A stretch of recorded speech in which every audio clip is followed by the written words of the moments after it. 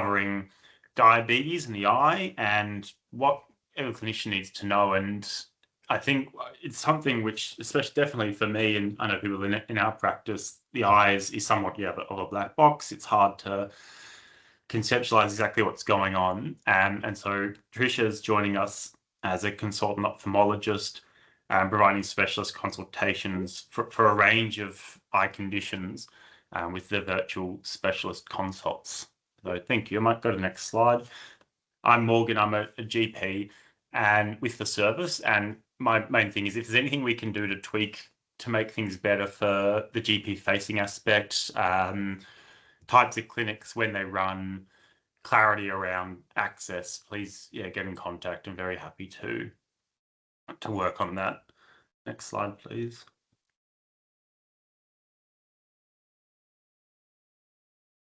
Oh, have I frozen? Oh, no, good. Thank you. And we'd all like to acknowledge the traditional custodians of the land on which our health service is built. Those are the Taungurung and Wurundjeri people. And we acknowledge the continuing connection to land and waters and community, and pay our respect to the elders of these people, past, present, and emerging. Next slide, please. So we're just going to keep everyone on listen only. Please use the chat to leave questions, and we'll definitely have question time at the end. There will be a CPD certificate link. Complete the survey at the end, and we'll send you through the CPD certificate. I also log it with the college, though, so don't worry too much either way. And we're recording this, so we can send a copy through if that would be of interest to you. Next slide, please. As you know, virtual specialist consults are a virtual health specialist service, so it's designed to support all the way across Victoria, including some border towns, where the main role is to link community care, especially GPs, with tertiary centre clinics to get everyone working synchronously to get the best outcomes for patients that we can. And so the few ways of the access, I think it's the next slide where we talk about the access models a bit. Case conference, well, it's 3 healthcare providers, that's with or without the patient present. And all this information is on the website in more detail. Co-consult, where it's the GP and the hospital doctor, and you just build that as a time-based item number. And an e-consult, which is a short written text-based communication. We'll get back to you within a few days. And a good example of that would be, this person has this abnormal LFT. I'm not really sure if I need to go into much more detail or much more depth. What do you think? And then the gastro will be able to get back to you on that. Next slide, please. Sorry, I think I've got a question just from Belinda before I introduce Tricia. Sorry, Belinda.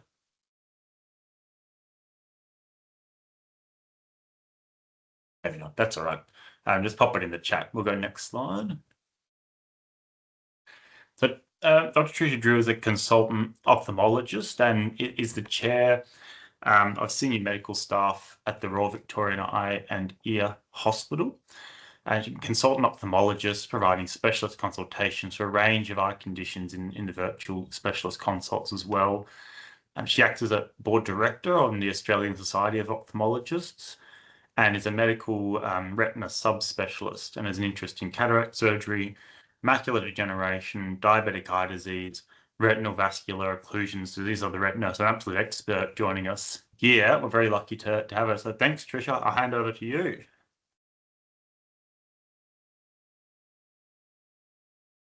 I'll just mute myself.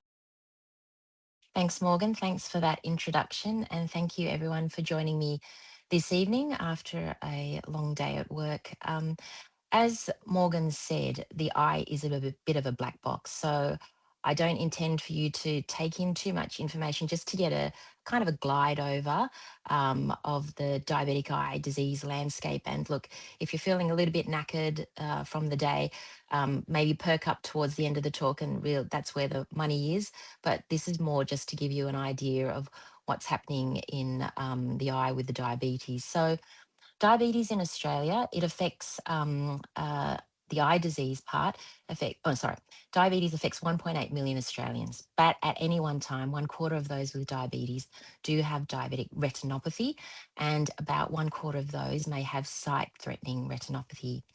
And a particular note, Aboriginal and Torres Strait Islander adults with diabetes are twice as likely as their non-Indigenous counterparts to have vision loss from diabetic retinopathy. So you'll see later that the screening recommendations are a bit different for this population, just to capture that. Um, so, diabetic eye disease is strongly correlated with duration of disease and poor glycemic management. And this has been well demonstrated in studies 30 years ago. So they're the main things that we look at when we're trying to assess and prognosticate for our patients. Also, untreated, poorly controlled systemic risk factors like hypertension and dyslipidemia are the major risk factors for progression of disease, including associated cerebrovascular, cardiovascular, and renal disease, and associated peripheral neuropathy and peripheral vascular disease. So you see that, you know that intuitively yourself, but just to put it out there. And also pregnancy itself is another independent risk factor for disease progression. And I'll talk about the considerations and screening guidelines for that as well later on. So, diabetes, as you know, systemic disease, it hits every organ. And within the organ, that end organ, the eye itself, it hits every structure. So, from the cornea, front to back to the optic nerve itself. So, that includes retinopathy, of which there are two major kinds that we classify: maculopathy and proliferative retinopathy. Cataracts, of course, glaucoma, a particular flavor to that, retinal vein occlusions, corneal, so corneal neuropathic keratopathy, and of course, optic neuropathy, which we'll talk about as well because that's been in the news of late. So, the bulk of vision loss really lies with diabetic retinopathy. And there are basically two parallel pathways to vision loss, unfortunately, from retinopathy, and that's macular edema and proliferative retinopathy and its sequelae. Macular edema, we bang on about the macula a lot, you know. So whether it's macular degeneration, well, the macula also in diabetic retinopathy. And that's because, as you know, remember, the macula is the site of fine visual acuity, so detail that sits in the macula. And that corresponds to this area of the retina here. So this is, as you remember, a fundus photo, a color photo. This is the right eye. And we're looking down onto the retina, and you can see the nerve there with the retinal vessels, the arcades. In actual fact, if we were to image the whole eye, it would extend quite a bit further out. And I will have a picture of that later on. We do have fantastic imaging technology now, and I'll show you bits and pieces of the pictures. I don't expect you to take them in. It's more just to give you an idea of what we do in the dark rooms of ophthalmology. So you can see here in this poor person with diabetes, they've got a few hemorrhages you can't really appreciate here, but you can see this ring of lipid leakage here. So you could imagine that there's this microaneurysm here, that it's like throwing a rock into a pool of water. The ripples of fluid leakage are extending out. And this is the front of fat or lipid that is now heading or has reached the macula. And you can see that here on this ocular coherence tomography or OCT image. So this is a slice, it's almost at the cellular level of the retina, as you can imagine going through here. And this is the scleral side, the eye wall. And if you can imagine, the light is coming from this direction to hit the retinal pigment epithelium and the photoreceptors here, after passing through all these layers, which include the ganglion cell layer, the horizontal amacrine cell layers, and the nerve fiber layer that sits on the top here. And you can see this diffuse leakage at the macula leads to all this fluid in here, these pockets of fluids, and this white material here, that is the lipid that's leaked into the macula. So you can imagine that this is going to affect their vision quite significantly. So again, just to reorient you and to show you an example of a normal macula. So if you can remember, The fovea is a pit. So this is the normal architecture of the macula on an OCT image. All the bands are nice and well differentiated. Everything looks nice and bright. This is the exact opposite. So instead of the valley there of your central vision, it is like a volcano. It's looking bad, thick and sick, unfortunately. So, what are the treatments for macular edema? So, we have quite a few good drugs now in our armamentarium. The diffuse leakage from the vessels, that's because the ischemia from the hyperglycemia drives this VEGF production, and it makes the vessels leaky, and it also contributes to angiogenesis, this neovascularization that also forms the other part of retinopathy. So anti-VEGF injections into the eye, which sounds horrific but are very well tolerated, do make a massive difference in these diseases. So, 70% of patients can sometimes get an expectation of improving their vision with the treatment. However, these medications have a limited duration of action, so probably up to 3 months. So they are continued treatments. With macular edema, it doesn't have to be necessarily ongoing. It is tailored to the disease itself, which we can monitor with the OCT. And that's what's so great about ophthalmology. You not only have a treatment, but you can monitor its effects very well with the imaging devices that we have. We also have a second line agent, intravitreal in the eye steroid, which was an older medication. It does have a slightly higher side effect profile, so it's more a second line agent because it can cause glaucoma by itself and cataracts, but still a very effective medication if we need it. And lastly, we do have macular laser, so laser to the macula, which doesn't sound so great. Hence, it's more reserved for things that are further away from the macula, not so much commonly used now with the advent of these injections, but occasionally you might see the patient that might require this treatment. So the treatment, as I said, some of them are great and effective. So we have the anti-VEGF agents, but here's an example, a recent example of a young woman, a type 1 diabetic. She's got terrible maculopathy in both eyes. You can even see there's an en-face image here, infrared image from the OCT. This is her disc here, just to orient you. And you get the impression that the image is a bit fuzzy because there's all this leakage and swelling in the macula. And this slice that's corresponding to this green line here, the profile shot, you can see that there is significant intraretinal fluid there in her macula. 1 week after injection with an intravitreal steroid, even with this kind of postage stamp image of her macula here, you can see there is improvement here and there is marked reduction in her macular thickness here. There is still some fluid here, but with the eye of experience, I can tell you a lot of that is because this is chronic swelling that she's got here. So, diabetic macular edema, as I said, there are kind of like two parallel pathways to vision loss. There's macular edema that can occur at any stage of diabetic retinopathy.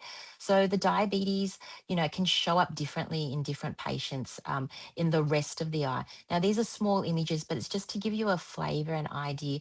Of course, diabetes, you can have no diabetic retinopathy to non-proliferative. So, the background, you have this retinopathy that's worsening and it's classified from mild, moderate to severe, very imaginative, but very clear, non-proliferative diabetic retinopathy to proliferative. So this is when you get the production of these or these formation of these blood vessels that result from all the ischemia that occurs in the retina.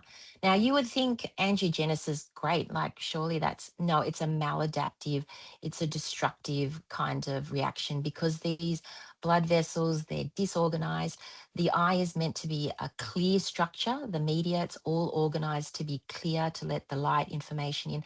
These are all messy, disorganized, leaking. They don't do anything. Eventually, they scar, they cause a fibrotic reaction, and they drag the retina with it. So you've got this background kind of situation of retinopathy, and at any stage, you can also concurrently develop the macular edema. So, this background retinopathy. So, as I alluded to before, we have now what's called ultra wide field imaging of the retina. So you can actually see this is to the almost the oris serrata, right? It's fantastic. So that little bit that we saw with the OCT was probably this bit here. The other color photograph I showed was just a bit more here. And now we've got the rest of the image, of the rest of the retina imaged. And this is a normal Mhm. individual. Okay, And you can thank you. see So um, just a small skin there, just a small one. you can see both the optic discs. This is the right eye and Oh, this is the left eye. And you can see the macula here. It's a little bit fuzzy, but that's an artifact, let me assure you. And the rest of the retina is well imaged. You can see that the vessels look nice and crisp and clear, and the tissue, there are no retinal hemorrhages or anything like that to obscure the tissue. Now, this is like your end game. This is quite disorganized. You can see, I think we even with the untrained eye, it's not what the retina is meant to look like. So after the non-proliferative, the different stages, you end up with this proliferative retinopathy or PDR. And I'll use that just shortened on my titles for the slide. If you can imagine, I know not experienced looking at these images, but uh, these are eyelashes, just ignore those. We do get lashy pictures. But the retina here, it's got this bullous, like raised appearance about it. So this poor patient has a total retinal detachment. And you can see the last bit that's dragged up is the macula. So you can imagine they may be sitting around with this proliferative disease and not be aware, unfortunately, that their vision is compromised until their central vision is threatened. In their other eye, you can see again 360 degrees of this retinal detachment from this proliferative or these abnormal blood vessels that are dragging up, that scarring there, and bleeding, vitreous hemorrhage that obscures their vision. And also there's underlying retinal hemorrhage here and intraretinal. These are spots that are hemorrhages in the eye. So quite a difficult problem when this severe retinopathy develops. So, what can we offer with proliferative diabetic retinopathy management? In the first instance, to drive down that VEGF drive from this ischemia, we need to apply retinal laser, which really is a destructive process. It's photocoagulation. So, you might see that term. That's what we're banging on about with the retinal laser. Because this tissue, it sounds terrible, quite extreme, but this tissue is already on the way out. It's already ischemic. But to let it keep going and to put out all that VEGF, to then cause the ongoing angiogenesis and all the complications that come with it, we want to shut that down with a retinal laser. So that is the first instant. As an adjunctive treatment, we also may offer anti-VEGF injections. But as I alluded to earlier, this is a treatment that only lasts for about 3 months. So if we do lose our patients because they're unwell, and a lot of these patients often have, very end stage type disease. So they might end up in hospital because of, an infection or an amputation or something like that. Or they just, in other countries where they lose their insurance or their accessibility is an issue for them, if they don't come back and they haven't had the retinal laser, they often they're in a much worse position because these drugs do wear off. So we need to get that laser on. And if there is retinal hemorrhage or the tractional detachment is threatening their vision, we offer them surgery as well. My vitreoretinal colleagues do an operation that's called a vitrectomy. So that's that term where they reach into the back of the eye with their micro instruments and they peel off this scar tissue. It's often a bloody mess, unfortunately. They evacuate the hemorrhage and they try to stick the retina back on. And it's, the success rate is very variable depending on the severity of the disease. So this is an example of retinal laser. And I guess I'm showing you this because frankly, it's not a very pleasant treatment for the patient. It can be a little bit uncomfortable. So these are fresh laser burns, these white ones. It's coagulation of the tissue. And you can see that it's put on in stages, mainly so that we can preserve their macula because it can be a bit pro-inflammatory and cause macular edema at the same time. and it's so that the patient can tolerate it. So these are actually old scars, and you can see this patient is undergoing complete pan-retinal photocoagulation. And you're thinking, gosh, that looks so extreme. Yet you're pretty much annihilating so much of their retina. But as I said, that retina is already on its way out. Retinal laser reduces their risk of severe vision loss by 50%. Without the treatment, they are destined to go blind. And this is the thing that we try to emphasize to our patients, that this this treatment generally is not going to improve their vision. This is going to help them maintain their vision, which can be quite difficult to get across to a patient because they want treatment that improves their vision. So this is something that we try to explain to patients: keep with it, because you are at risk of losing vision completely without the retinal laser. And just to emphasize, so this is now matured retinal laser, and you can see it's a different individual, mind you, here. With what's left, we're trying to preserve this macula here, right? There's about 55 degrees of vision in each eye here. And despite the fact that it looks quite extreme, if we get them early enough and we can preserve their central vision, right? Treat their macular edema, these individuals can maintain driving vision if we can treat them well. Even in the case here, look, you can see this is, again, it's a little bit small because it's the magnification, but you can appreciate here, there's a frond of new vessels here. Really, that's quite exuberant. It's not supposed to be there. You can see that there's this band of scar tissue, more exuberant vessels here. They won't go away, they won't regress, but they will mature and scar down. And hopefully, with this laser, and it will with this laser, I can be rest assured that this patient is probably not going to get much worse with any traction or detachment or any of those complications from the neovascularization. So that's what we're aiming for. So I will send patients back to you, or our colleagues will send patients back to you and tell you that they're having retinal laser. The patient may complain and say, just encourage them. This is to save the vision that they have at the moment. Okay. So other areas that are affected by diabetes is cataracts. So these occur in diabetics earlier than in the general population. So we can see cataracts in diabetic patients with diabetes in their early 40s to 50s, sometimes a bit earlier than that, by the disease itself, as opposed to individuals in their 60s or 70s. And cataract surgery, of course, it is a very successful surgery, reasonably straightforward in this modern age. However, not something that's undertaken lightly in a patient with diabetes, because it can actually worsen their diabetic eye disease. But we do have things in our armamentarium perioperatively and intraoperatively to try to minimize that, particularly macular edema, because as with any surgery, it's pro-inflammatory. Things get stirred up, so they may require some injections in the lead up or at the time of surgery, and requires a bit of planning.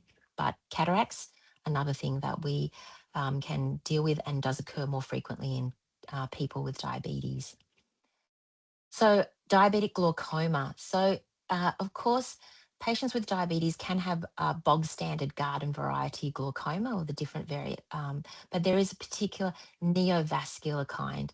So again, this is driven by the ischemia from the diabetes, and it results not just in blood vessel formation, disordered blood vessel formation in the retina, but also on the iris, around the iris, and in the angle. So that structure here that drains the fluid in the eye. So there's a constant turnover of fluid, there's generation, and there's fluid that's taken away. And when it's all blocked up, clagged up by these abnormal blood vessels, then you get a pressure rise in these individuals, and it can be quite difficult. A glaucoma that's quite difficult to treat, unfortunately. Very extreme. You can see here what this image is showing is that these blood vessels also bleed, and then you end up with this blood level, or a hyphema, a macrohyphema in the eye, and that itself can raise the pressure as well. So again, a very it can be difficult to treat complication of diabetes. The management is in the initial period, or we start off with topical therapy, also adjunctive anti-VEGF, again, to try to regress. Sometimes we can regress some of those blood vessels. And again, to reduce that VEGF drive, they require retinal laser. When this is not enough, there is also laser applied directly to the angle structure so that the pressure is again controlled. And at its very end stage, we can offer surgery, filtration, so to completely bypass that angle there with a direct shunt that then goes from the anterior chamber into the subconjunctival space. And that, as I said, very tricky, but yeah, often an end stage kind of complication of diabetic eye disease.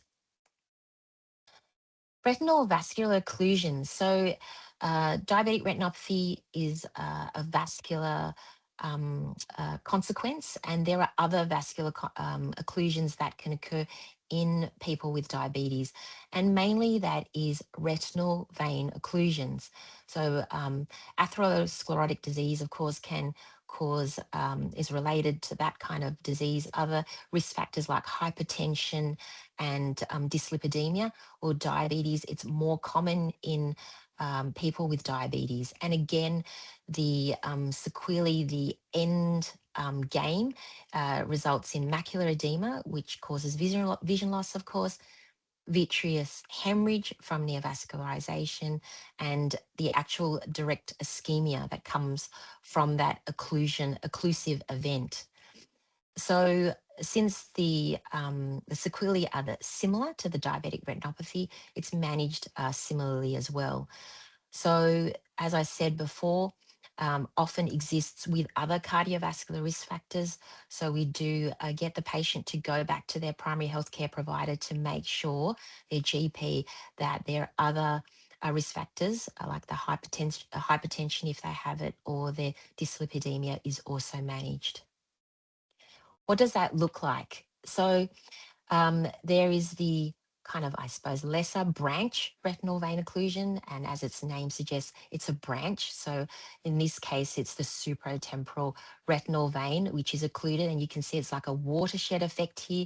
You've got those intraretinal hemorrhages. And again, it's leaking fluid. You can see that the lipid or the fat is leaking and unfortunately heading towards the macula. So you can imagine that's going to affect their central vision quite significantly. Here we have a more extensive event here with the central retinal vein occluded, and you can see that the entire retina is covered in hemorrhages. It's thick, it's swollen. The disc itself is involved. There's also infarction of areas of the ganglion cell layer, and this also results in macular edema, as you can see on this slice of the OCT as well. So this can also, as I said, be treated with injections in the main, and at times we also need to reduce the drive with retinal laser as well. Cornea is also can be affected by diabetes, and at any one time, 50% of people with diabetes do develop some sort of corneal neuropathy. So just like peripheral nerves are affected with diabetes, so are the corneal nerves. And this can result in decreased corneal sensitivity, which of course affects the production of neurotrophic factors that are required to maintain the health of the cornea. And not only does the decreased corneal sensitivity also reduce sensation, so the patient may not sense foreign bodies to blink and blink them away, things can sit on there. But if they have an infection from a corneal ulcer, that may lead to vision-threatening corneal infections, which they may not be aware of just by the mere fact they don't feel the pain. It's not until they get scarring or some other kind of swelling of the cornea that their vision is affected that they may realize or recognize that they've got some visual impairment.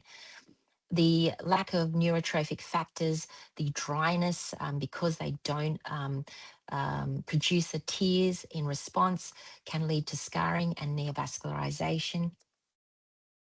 And an example of what it might look like is here in these 3 images. So just to orient you, this is the cornea looking onto it. It's a bit strange. That is the pupil, that black bit over there with the iris. And in the front here, you're meant to see here an area that is a corneal ulcer. You can see that the fluorescein staining has worn off, but here under the blue light, you can see that epithelial defect, this ulcer, stains quite well. And in this particular individual, it takes up quite a lot of their cornea, and likely they don't feel it, which is part of the danger for these patients.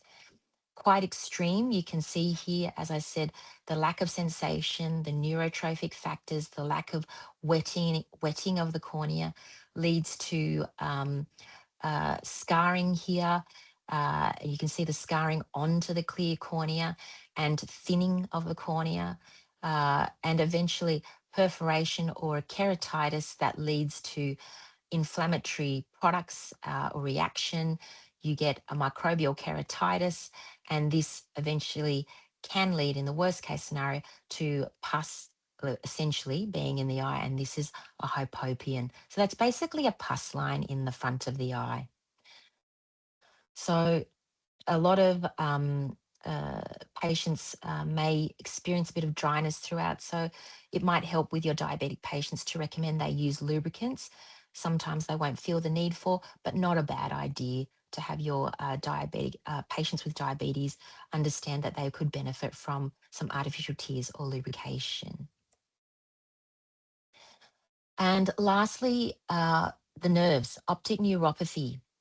So diabetes affects that, particularly with the non-arteritic anterior ischemic optic neuropathy, bit of a mouthful, NAION, as opposed to the arteritic variety, which you're very familiar with temporal arteritis, formerly known as giant cell arteritis. Both names are still acceptable. And that's from, an arteritis because, say, from an inflammatory process like vasculitis in temporal arteritis. Yeah. Whereas it's thought here in non-arteritic anterior ischemic optic neuropathy, probably a hypoperfusion problem from hypoglycemia. So in patients with diabetes, it's thought that this event occurs 2 to 3 times more in these individuals than not. And what it does result in, how it's going to present, is with sudden, painless vision loss. So what we see as an ophthalmologist, or our colleagues, the optometrists, in these individuals, we'll see that there will be some optic disc swelling. That's how we identify this entity, that it's due to the nerve and not some other cause of vision loss. Harm. Okay. And if you may have some awareness that temporal arteritis also causes optic disc swelling. So in individuals older than 50, this is the first thing that we have to rule out first. So temporal arteritis, and it's only after that is ruled out that then we can then, as a diagnosis of exclusion because of these other risk factors, that we can then call it a non-arteritic ischemic optic neuropathy. And what happens over time, they may have the disc swelling. Now, this one involves the entire disc, but it can be very variable to just a small segment of the disc to the entire disc that's involved here. That area that's affected then progresses to atrophy. And this is an image 3 months after of that same nerve. And you can see it's pale. This is more pale than what you would normally expect in a normal nerve. And that will correlate with their visual field loss. This is a visual field of an individual, not corresponding necessarily to the image here, But to give you an idea, this is a left visual field and a right visual field. This is the way that we normally present it. These are the blind spots, and the individual affected, they may have quite a significant field loss like this. So this is almost like the hemifield, to a lesser visual field loss. Up to 30% of individuals with a NAION may recover some of their vision, whereas others will have permanent vision loss, and it can be more severe than this. So why is it hitting the news at the moment? Well, it's those wonderful GLP-1 receptor agonist drugs. And in fact, it just made the news. The TGA just issued a statement, or a document on their website within the last week, linking or suggesting that there is some association between GLP-1 receptor agonists and NAION. So they have been very clear to say that there's no causal effect demonstrated yet, but just to be aware, and not necessarily to change your practice, but just to be aware with this class of drugs. So this has been in the news because, or has been in people's consciousness, I suppose, because a couple of years ago, there was a JAMA article where it did seem to show that there was a higher incidence of NAION in patients that were did have diabetes started on these GLP-1 receptor agonists. But it was somewhat problematic because these were all patients from a neuro-ophthalmology clinic. So they were already patients that were laden with risk factors for NAION, right? And it was a retrospective look back at these patients. There have been quite a few studies since, and the results have been widely varying in what they've found, from no increased risk to a 2 to 3-fold increased risk. And there perhaps even a small study that showed perhaps even semaglutide is protective. So really not quite sure whether it's the patient, their risk factors themselves, the patient group, or the class of drugs itself. What is important to understand, however, that the absolute lifetime risk of NAION is actually very low. So probably 1 in 10,000 at the highest. And so doubling that is still a very rare event. And this is to be weighed up against the very substantial cardiometabolic benefits that the patient gains on these medications. So the recommendation is not to, in routine use, stop these medications. So the routine discontinuation, as I said, is not supported. Individualized risk benefit assessment is recommended, and in what circumstances. So if your patient has already had vision loss, maybe from some other reason, or they are not particularly, so it's mild weight loss. I'm not exactly sure. I'm no expert on GLP-1 indications, but it's the use, the indication for the medication. There's also an entity called disc at risk. So in some individuals, their normal physiological nerve is not cupped. It's quite a full nerve, and these individuals have been deemed at higher risk of NAION. Now, it's not something that we expect you GPs to know at all, or anyone really, except for optometrists and ophthalmologists. So just send your diabetic patient with diabetes, for optometric screening, just everyone. And if that's an issue, that will be relayed and we can make that assessment. But in the main, no reason to stop these medications. However, if your patient develops, or anyone develops sudden vision loss, and look, I think if anyone develops sudden vision loss, whether it's a GLP-1 receptor agonist or not, you're going to send them away to have an ophthalmic review. But just to keep in mind, if they are on these medications, it gives us an opportunity to register that as an effect, and we can collect more data on this. And certainly we are looking forward to further research to inform us about the effects of these really life-changing medications. So other management considerations. So as I said, duration and glycemic control are the main things that determine progression of diabetic eye disease, and in particular retinopathy. So those are the things that we really, like you, try to really emphasize to our patients to try to get under control. Duration, you can't do anything about that, but if you can get the glycemic control under control, you can really make a significant effect on the rate of progression of diabetic eye disease. Pregnancy as well does increase progression of diabetic eye disease. So the recommendation, as I'll talk about later on, is that all women in their first trimester are sent for screening as well. Just a quick word on legacy effect, and you're probably familiar with that, in that patients, the diabetic retinopathy that we see today, it's not the food or the glycemic control that they're doing today. So I see many patients and they're very upset. They've lost some vision. We explain to them, they were unaware that they have significant diabetic retinopathy, and they say, doctor, but my HbA1c is now 7.2, 3 months ago, and it's been like that for a year. And then I ask them, well, what was it 5 or 10 years ago?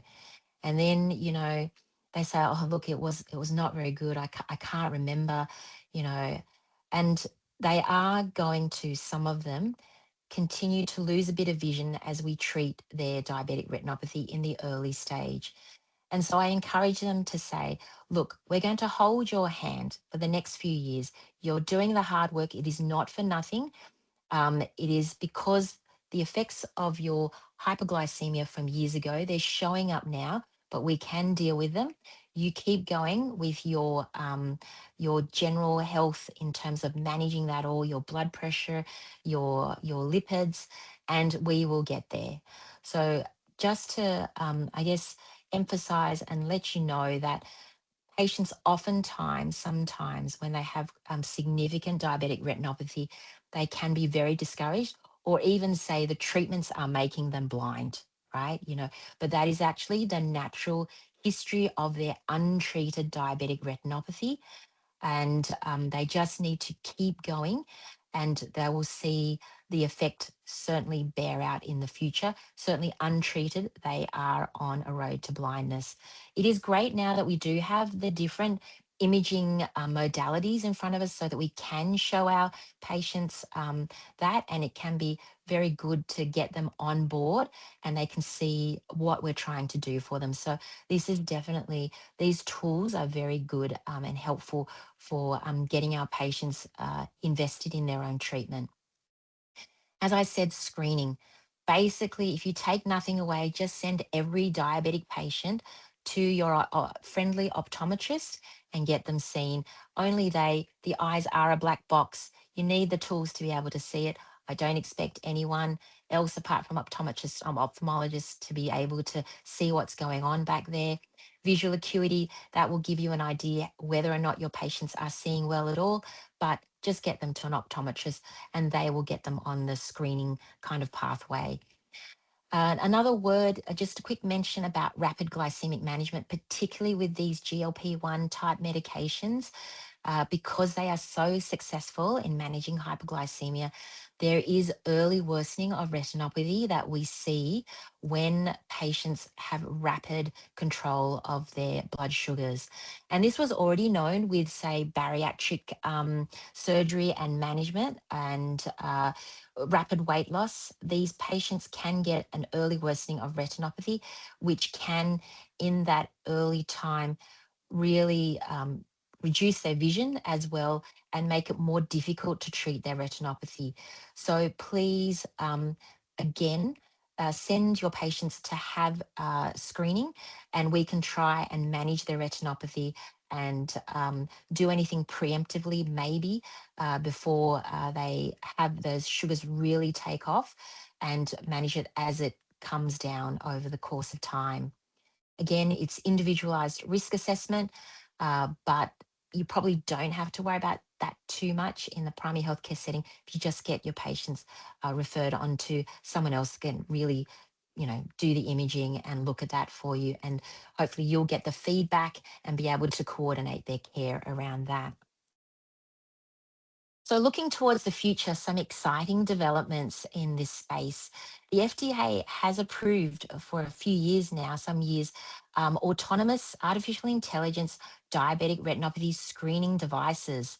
And there are a few on the market now. Some are in office, some are handheld, and they've been demonstrated to have pretty good sensitivity and specificity. So basically, the patient just has to look into the device with an operator that's trained. They don't have to be trained in eyes specifically, and they just look into the machine, and the AI algorithms are able to spit out what level of diabetic retinopathy they have and can determine what screening interval that they have, or whether or not they need to be referred to an optometrist for further assessment, or ophthalmologist for management.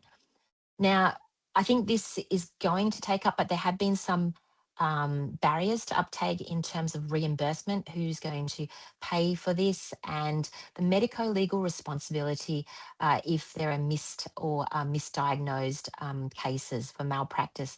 But certainly, I think this is going to find its place and hopefully solve some of the workforce and cost issues for population screening, and get more of our patients able to be managed systemically, because it's going to show us their background retinopathy and get them treated from an ophthalmic perspective as well. So further on, I think what we would really look forward to is some handheld device, maybe your phone. You look into it and it takes a photo. Maybe someday it'll be an OCT. There are now in the States home OCTs that are sent out, and the pictures are taken, referred, sent back to the ophthalmologist, and there are even AI algorithms that tell you when to go and see your ophthalmologist. So those devices are big. They're not quite handheld devices yet that everyone can own, but I think that's where we're headed with these algorithms that are then able to spit out and say, go and see your optometrist in 6 months, or you need to go and see your ophthalmologist tomorrow. Now, these aspects, they're still coming. That's quite exciting, but we already have this. We already have imaging devices that we can send to our colleagues. We have this area that's we're developing, and I think we can use that and develop that right now. So up until recently, I was servicing a very remote area, Broken Hill, and during the pandemic, of course, we were locked down here. I had a registrar over there. They could operate the OCT. They were a learned person that could describe what was in the eye, and telemedicine, it was really evident it could. This is where the technology, the imaging can really help, and we can make high level decisions about treatment, not having to have the patient in the same physical space with us. So I think this is a very exciting opportunity time, and some of this that we do at VSC, we're fine tuning, and hopefully some of these aspects of eye care, we will get there. So going on to further screening and monitoring, I'm going to emphasize again, 98% of severe vision loss from diabetic retinopathy can be prevented. So we really need to get our patients screened. We don't do enough opportunistic screening. I believe in the UK, when you pick up your meds, that it triggers them to kind of remind you to go and get your screening done. There is a national free online registry for patients that they can engage with, that is delivered through Diabetes Australia, called KeepSight. So they can register themselves, and they will be notified when they should go and get an eye check. And the service can also help direct them to somewhere in their local area to do that for them. So if your patients think that that might be helpful, that is something that you might let them know to engage with. And the final few slides. So the RANSCO diabetic retinopathy screening and referral pathway guidelines are available online. It's a few page documents. You don't have to go and look at it. Again, it's just all patients with diabetes should be screened at diagnosis, and every 2 years if no retinopathy is detected. Of course, you're not going to be able to know if retinopathy is detected or not. So again, please make use of your friendly optometrist or ophthalmologist. Children with type 1 diabetes, begin screening when they reach puberty, and all pregnant women, as I said before, get screened in the first trimester. Now, women that develop gestational diabetes do not require screening unless this is unmasked type 2. Now, the GP College have actually developed an edition about, and it's online, about diabetes, and there was a section about eye care. You have a very lovely table with referral guidelines that's here. I don't expect you to look at all this fine print, but just to give you an idea, a very nice summary table that very quickly you can see what you need to do with the patient that's in front of you. So again, just to emphasize, screened all patients with type 2, type 1, I would say 2, retinopathy, just get them screened by an optometrist or ophthalmologist at the time of diagnosis, and hopefully they will then determine their screening frequency. Higher risk patients should be seen at least annually. So if they have had a long duration of diabetes or suboptimal management, or they have those other risk factors, and particularly with Aboriginal and Torres Strait Islander patients with diabetes, they should be screened yearly to try to capture them. And finally, in summary, as I said, don't worry about it too much. Just to give you an idea of what we do in that black box in the dark room that we inhabit as ophthalmologists, just remember to send all your diabetic patients to the optometrist, let them determine their screening interval, and if they need a referral to an ophthalmologist, they will be able to do that. But personally, I prefer a referral from the primary healthcare physician, the GP as well. Endocrinologist is great too, because that gives me an idea of how to prognosticate for the patient's care, and to get them on board and explain how their diabetic retinopathy generally sits within their healthcare framework. If they're having to, if they've got terrible peripheral neuropathy and they might end up in hospital with an infection or something like that, then it helps me try to coordinate their care, particularly if it's in that intensive stage, and tell them, how much we really need to see them in that stage. Again, management of risk factors. So I do rely on GPs to do that and coordinate the care for them. Fun fact, sometimes the diabetic retinopathy can look quite asymmetric, and that can be an indication of carotid disease, occlusive disease. So you might get a weird letter from your ophthalmologist saying, hey, could you organise some carotid Doppler ultrasound, because this might indicate they've got severe ischemia, because on one side we're not seeing the level of retinopathy that's equal to the other side. Could be due to carotid occlusive disease that may need management. So those risk factors, we rely on you to help us with that. And again, it does point to a multidisciplinary approach, of course, and we are looking forward to advances in technology with AI combined to try to capture more of our patients and really get to them sooner and treat them earlier. And I'm so looking forward to the day when we don't have to keep injecting our patients all the time, and I'm sure they are too. So open to any questions. But that was a quick Cook's tour through diabetic eye disease. Wonderful. Would you mind clicking to the next slide? I think it's a CPD scan now. Sure. Yeah, perfect.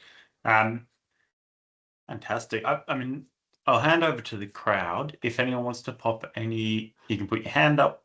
You can just unmute, I think, anything in the chat. I'll just leave it for a moment and see if anyone else has anything.